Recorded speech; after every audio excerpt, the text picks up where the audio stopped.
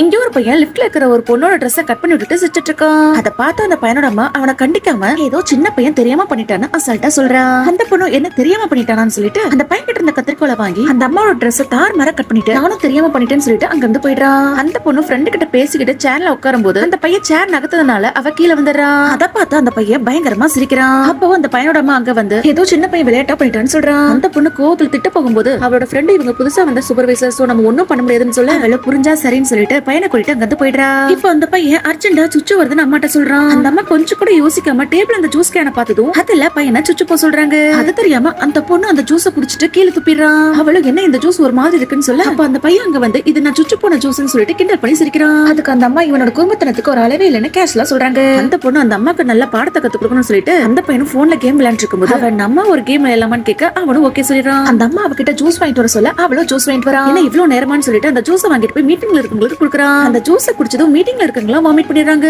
நம்ம குழந்தைங்களுக்கு சின்ன வயசுலயே எது தப்பு எது ரைட்டுன்னு சொல்லி கொடுத்து வளர்க்கணும். இந்த வீடியோ பிடிச்சிருந்தா சப்ஸ்கிரைப் பண்ணிக்கோங்க.